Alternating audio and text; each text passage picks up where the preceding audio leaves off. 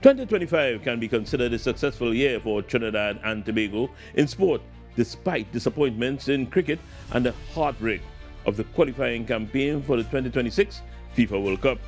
Because medals at global events negate those setbacks and give us reasons and motivation to put them behind and go again. We'll get those monumental successes shortly.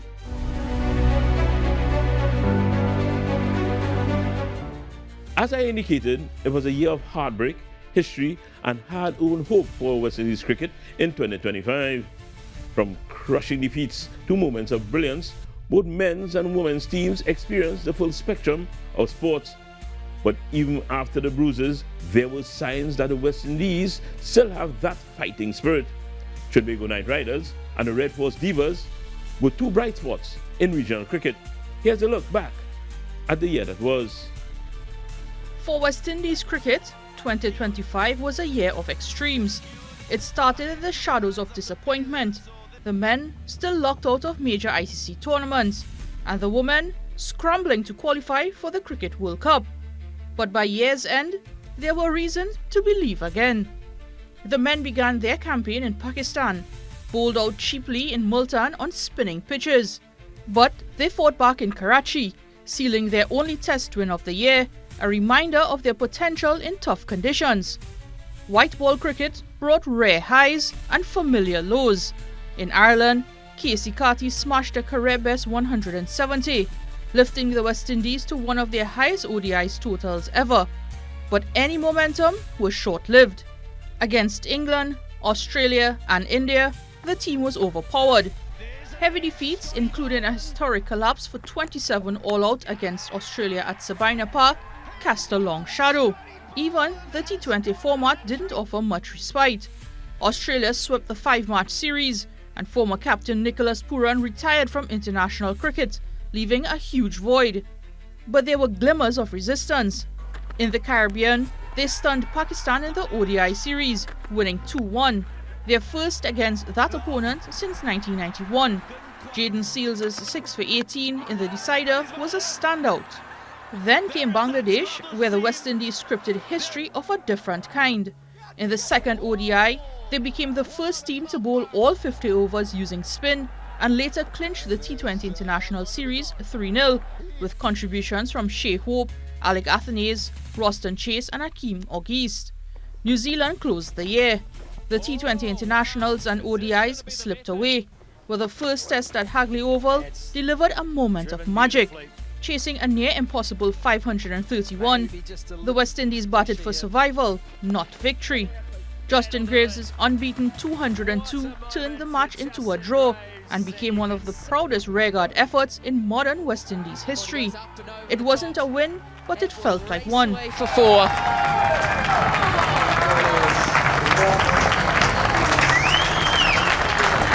For the West Indies women, 2025 was defined by one painful number, 0.013.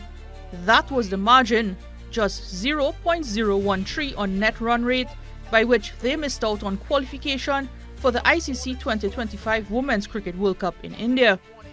Despite Hayley Matthews being named player of the tournament and finishing as the top wicket taker at the qualifiers in Lahore, the West Indies were edged out by Bangladesh.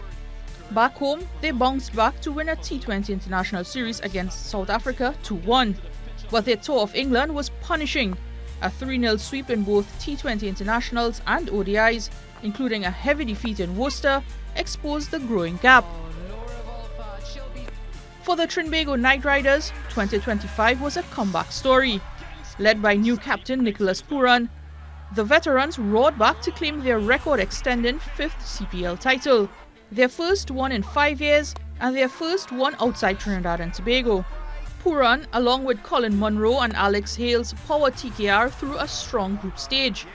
Kieran Pollard, back in vintage form, smashed 383 runs and was named player of the tournament, joining Hales as one of just 3 men to pass 14,000 T20 runs. Through the playoffs, TKR dominated. A 90 from Pooran sealed the eliminator. Hales and Usman Tariq, who finished with 20 wickets, starred in qualifier 2. In the final, it was Akil Hussain and Saurabh Netravalkar who delivered with the ball before Hussein hit the winning runs. With that win, TKR reminded the Caribbean the Knights still rule the carnival. For their efforts, Puran, Dwayne Bravo and Kyron Pollard were named ambassadors of sport by the government of Trinidad and Tobago on Republic Day celebrations. And finally, the Trinidad and Tobago Red Force Divas defeated Barbados women in the final of the 2025 CG United Women's Super 50 Cup to secure their first regional title in 8 years. From heartbreak in Lahore to history in Christchurch, and a TKR and Red Force Divas title that brought the party back, 2025 reminded us of everything West Indies cricket is: unpredictable, passionate, and still full of promise. As the new year dawns, one thing's clear: this story is far from over.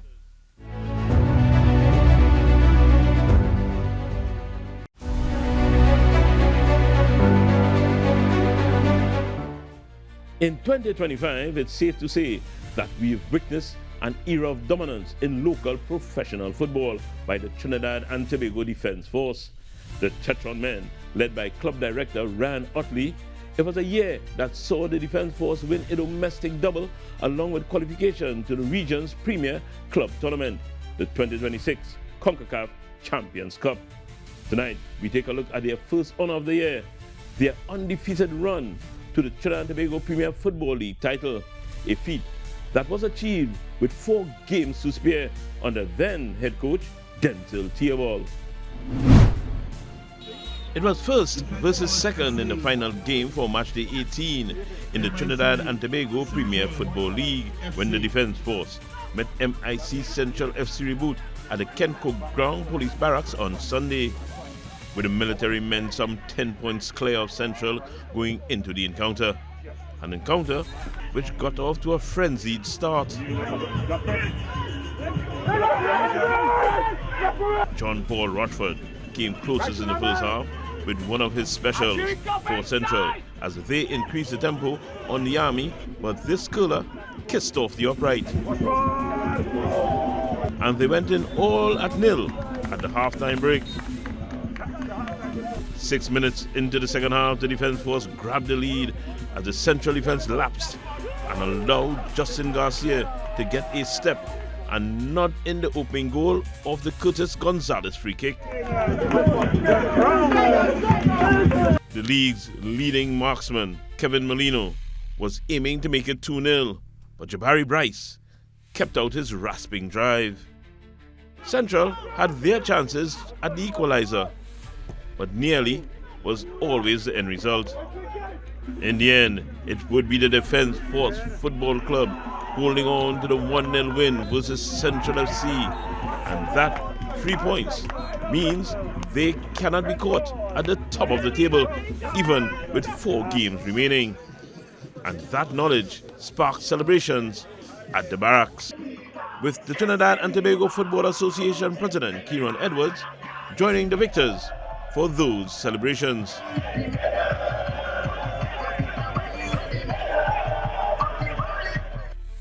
Staying with football, the Secondary Schools Football League never fails to impress, and this year was no different. The return of former Trinidad and Tobago senior men's football team head coach Angus Eve to the Naparima College, one of the South Zone's most decorated footballing schools, was key. In a dramatic final day clash at Lewis Street, the Premiership Division first place Naparima defeated second place Signal Hill to win the league title. 34-34 is how the Secondary School Football League Premiership table looked for first place Naparima College and second place Signal Hill Secondary, heading into the final match day for the title-chasing teams.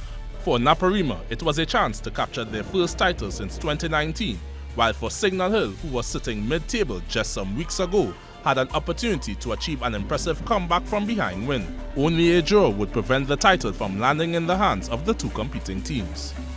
The home team dealt the first blow when this cross by Sebastian James failed to be cleared by Signal Hill as prolific goal scorer Riquelme Phillips was on hand to find the back of the net. 1-0 Naparima.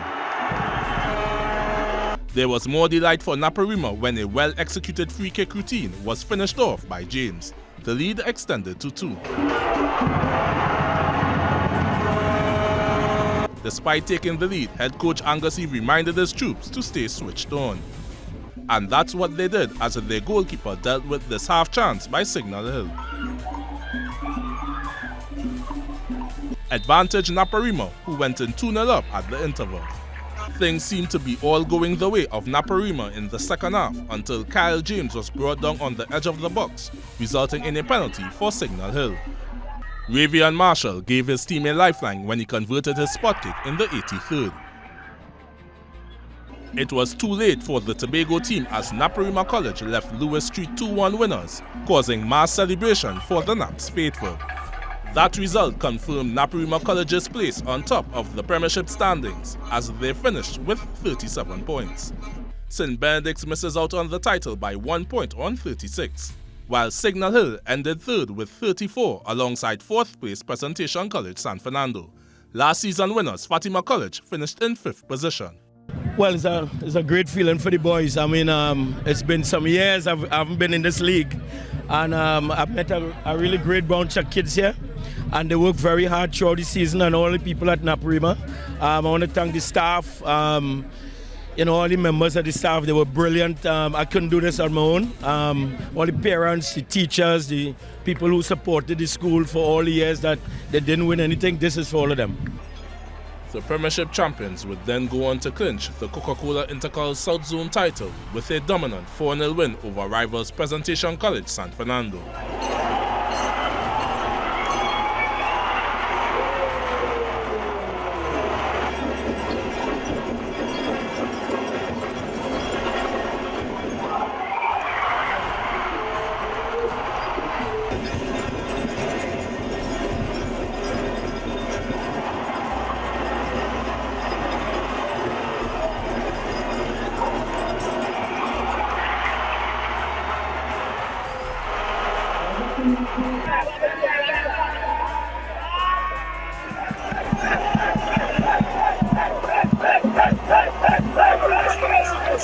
The Lewis Street team then, courtesy a bizarre own goal from Signal Hill goalkeeper Caleb Romeo, took a 1-0 lead in the national final.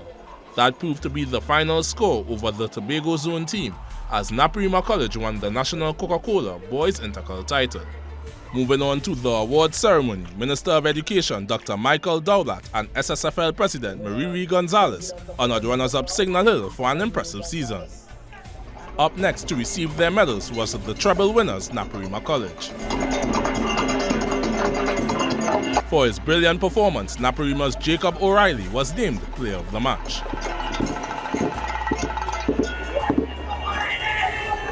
It was then time for the crowning moment for Captain Jarrell Cooper as Naparima College were named 2025 National Coca-Cola Boys Intercol Champions. 1, 2, 3!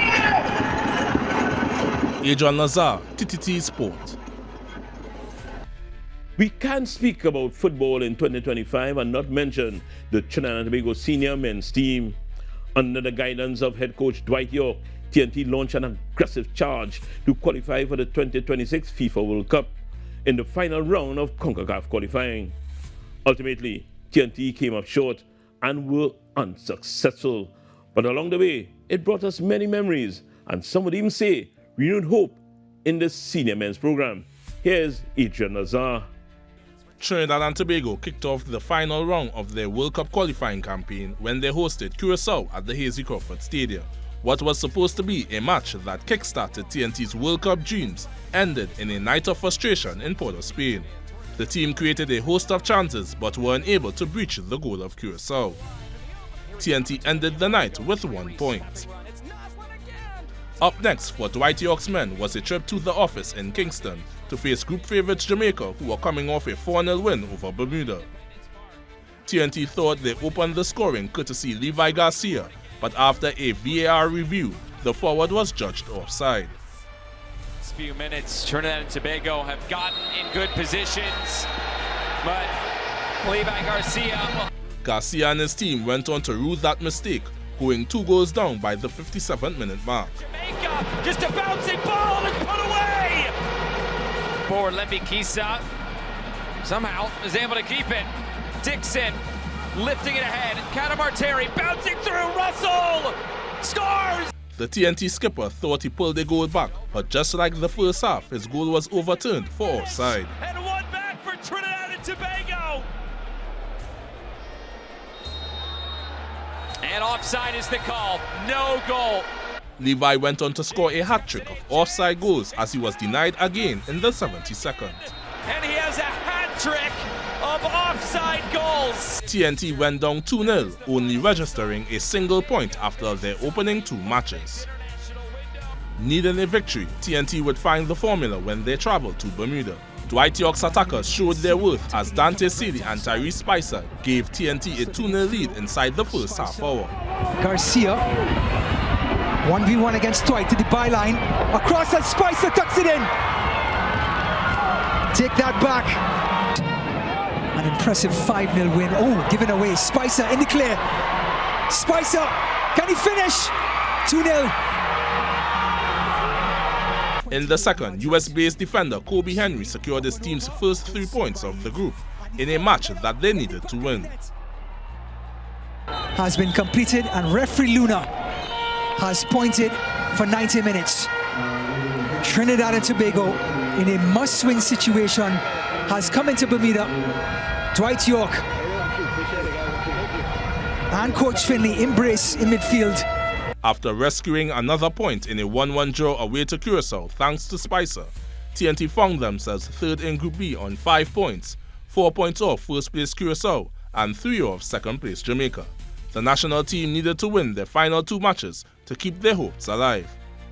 With the weight of the nation on their shoulder, TNT marched out at a packed Hazy Crawford Stadium looking to do a number on their Caribbean rivals. The crowd held their breath as Jamaica appeared to take a 40th minute lead, but the goal was ruled out for offside to the approval of the Hazy Crawford Stadium.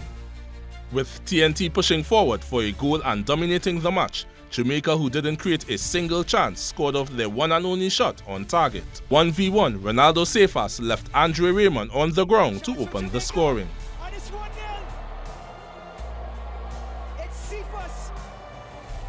As the clock passed the 80th minute mark and hope began to fade, up stepped TNT captain Kevin Molino, who reignited the Hazy Crawford Stadium, leveling the score at 1-1. He has given TNT a lifeline.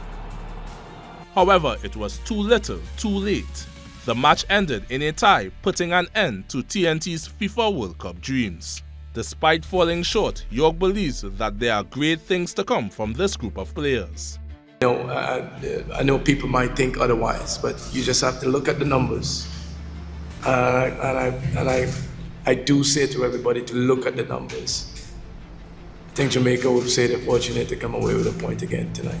After the match, Captain Kevin Molino announced that their final group game against Bermuda would be his last in TNT colours. I had a conversation with the coaches. You know, I don't want to turn the attention to me. I think the team is more important than me.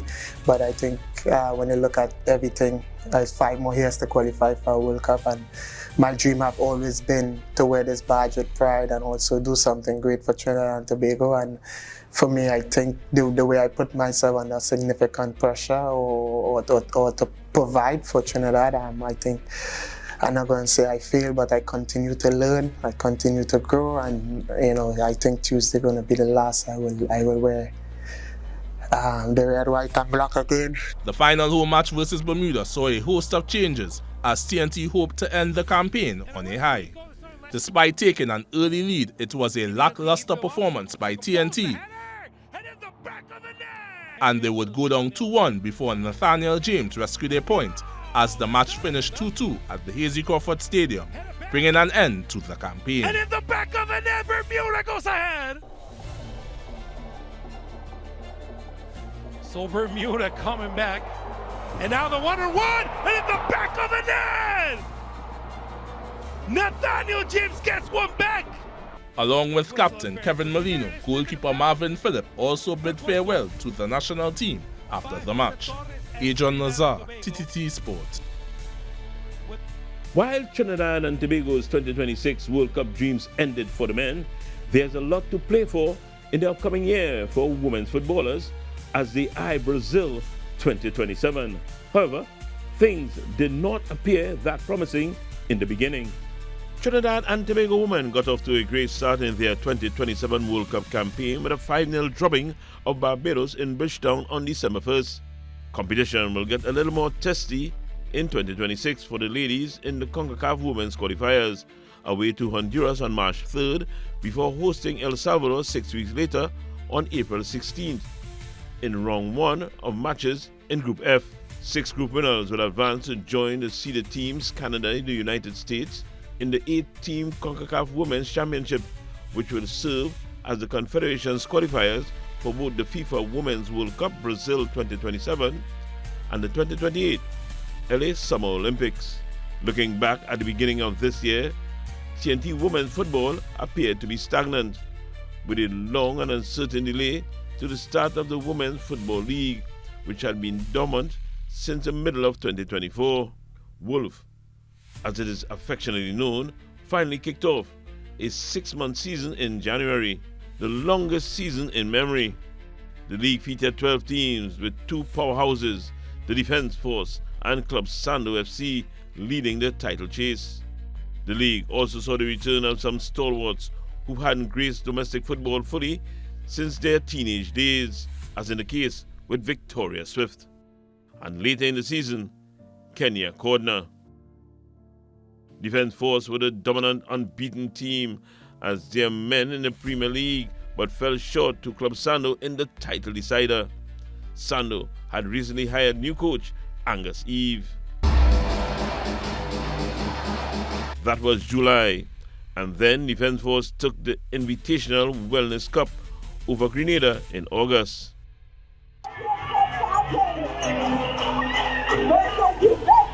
All the while, there was no mention of anything about the national team's plans, including naming of a coach.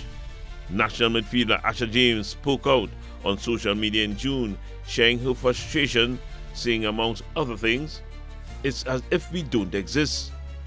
It wasn't the first time she spoke out in 2025, and it wasn't going to be the last either. A couple of months after the season ended, the TTFA finally named a head coach in Angus Eve ahead of the start of the CONCACAF Women's Qualifiers at the end of November. A surprise pick to many. His appointment was dated September 30th, and then, even more surprising, less than 3 weeks into the job, Angus Eve handed in a shock resignation, with his assistants Denzel Theobald and UK-based Damian Briggs appointed co-head coaches. There still lingers uncertainty as Eve's sudden move, which may have something to do with the handling of Asha James' public critique of fellow Tobagonian and captain Kenya Cordner. James would then be excluded in TNT's only pre-qualifier friendly, a 4-1 loss to Jamaica in late October. After much turmoil, Coach Briggs assured the public ahead of the flight to Bridgetown that the team has been settling well and to expect an attractive style of football going forward at the CONCACAF Women's Qualifiers. And that was certainly the case, with both James and Cordner on the field in an attack-minded setup that produced a 5-0 winner over the host Barbados. Great start. Hopefully, the Wolf League can resume well ahead of the March-April qualifier window to give the national team a good chance to make the final round of qualifiers to come later in 2026, with dreams of Brazil 2027 and LA 2028 still alive and kicking.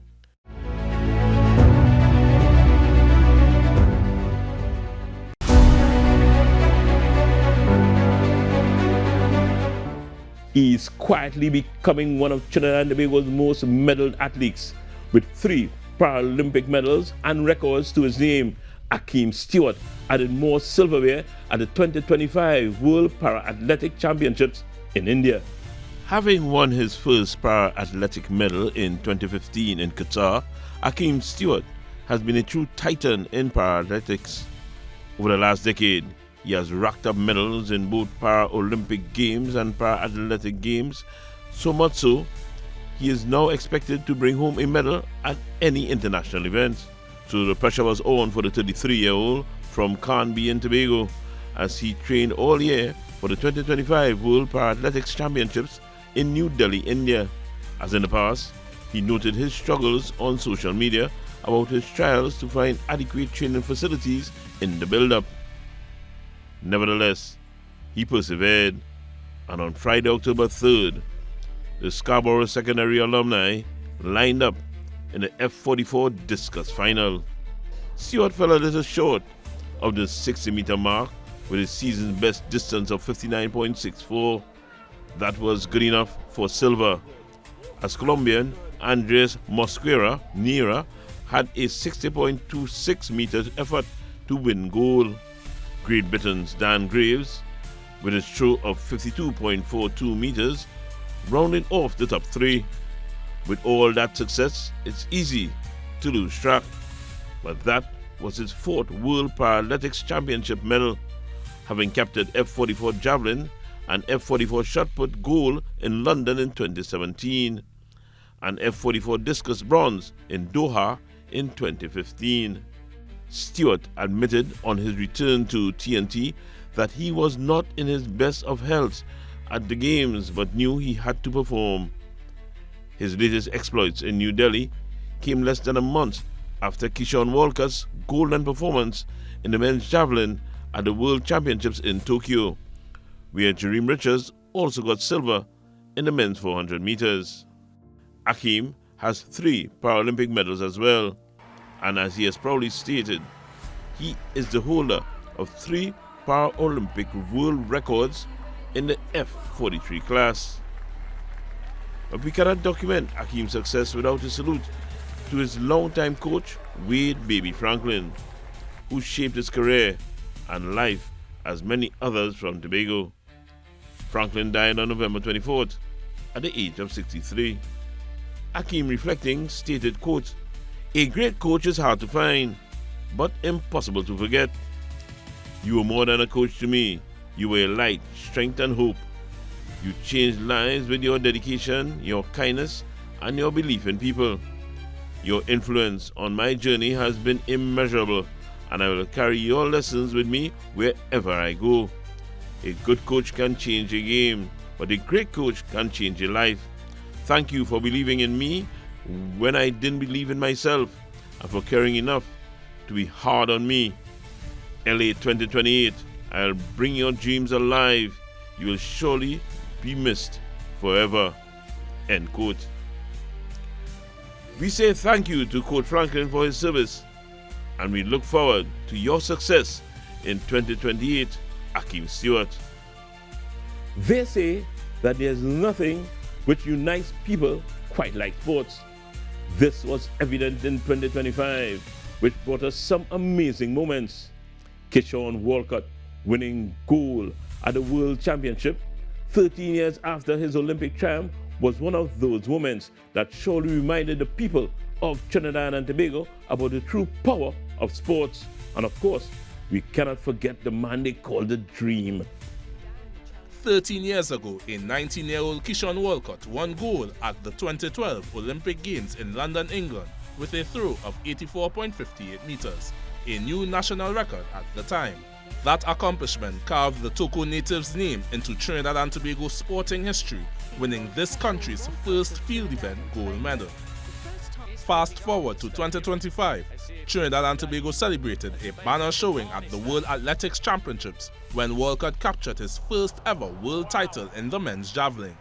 Walcott won the finals at the championships in Japan with a stunning best throw of 88.16 meters, accomplishing a lifelong goal.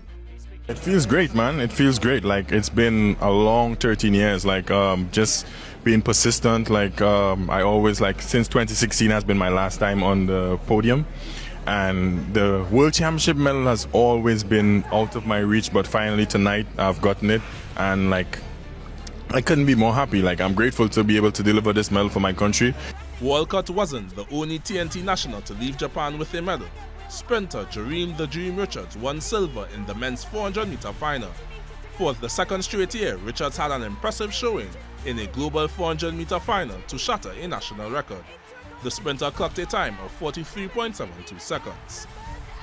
2025, by the glory and the grace of God, a silver medal out of lane 2, probably the fastest time ever ran out of lane 2. Coach kept telling me I have the strength and the power to be able to run 43.5. So just trusting my training, trusting God, and just keep going. I wasn't shaken by the lane. It was definitely a difficult lane, but we wasn't focused on that. Coach said, just run it like a 4x4, keep positioning yourself, and get better each 100. And I just trust in the process, trusting God, and I was able to, come out with a silver medal, national record. I didn't even put that down. The pair of Walcott and Richards later returned to a standing ovation at the Piarco International Airport and would later be honoured by the government of Trinidad and Tobago at the Diplomatic Centre in St. Anne's. So for Keyshawn, we will be giving to Keyshawn for that gold, in accordance with the cabinet policy, $500,000.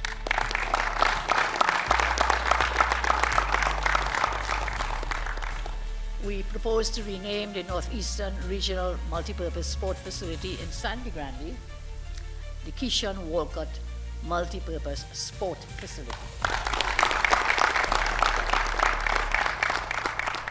In addition, Keyshawn, we think you will serve very well as a sport ambassador for Trinidad and Tobago, so we plan to give you that honor. I will always be forever grateful to the government of Trinidad and Tobago, starting from 2012 all the way to now. The support has been there. It has been continuous. Now that I'm also being honored to be a sports ambassador, I'm going to put my best foot forward the same way I put my best foot forward on the Modium, the Mundo. I'm going to do the same to represent the country and everything I do. And as I am very passionate when it comes to the younger athletes, and I think that this is a great opportunity for me to actually now step and make a big difference.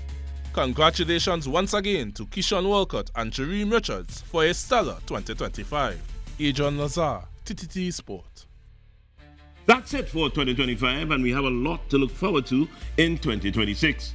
Support sport and stay active. That's right, Wayne. On behalf of the entire management and staff of TTT Limited, we wish you all a very happy New Year.